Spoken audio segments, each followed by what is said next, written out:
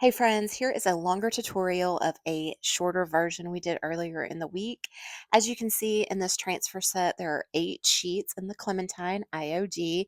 We are going to use this one specific sheet right here. We're going to use half of it. I am taking a cutting board and I am going to stain it first. I am using Valspar Antiquing Glaze, but you can use any type of a water-based stain. We're going to get it completely dry. That is imperative to get it completely dry. Then we are going to use a soft wax and I am just going to go around the corners. We want to make sure that we do not get it anywhere where our transfer is going to be laid down because transfers do not like oil surfaces. So we want it to be a dry, oil-free surface. Then I am going to use this chalk paint. You'll see I kind of tilt my brush as I paint. I'm doing it very lightly, so it's kind of a dry brush, but a little bit darker than what a dry brush look would look like, and I am just going over my board. I'm going to use one coat. I am using Dixie Belle Duck Egg Blue for this specific project. Once I get that on there, again, we are going to make sure this is completely dry. We want all of our steps dry.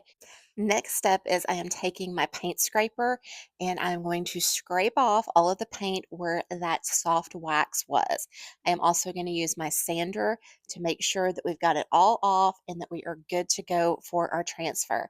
Make sure not to get any of that wax again where your transfer is going to be. It will make adhesion a little more difficult, or it could make it to where it won't even stick at all. So avoid putting that wax anywhere near where your transfer is going to be laid down, guys. Cannot stress that enough.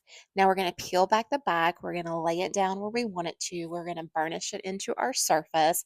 When I burnish mine, I use a different tool than IOD provides, but it works really well for me.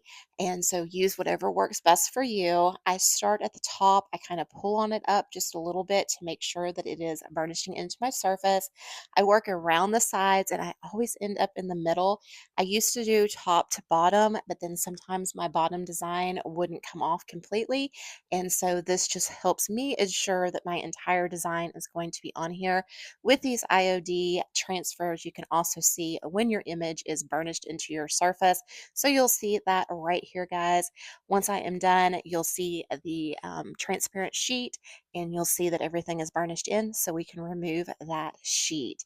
Once I am done and have removed that sheet, guys, I just kind of take my hand and rub over it to get some of that heat on there from my body heat and just make sure that it is completely burnished in. I am not going to top coat this specific project, but if I did, I would use dead flat matte varnish or a wax like I used in the beginning for the chippy look.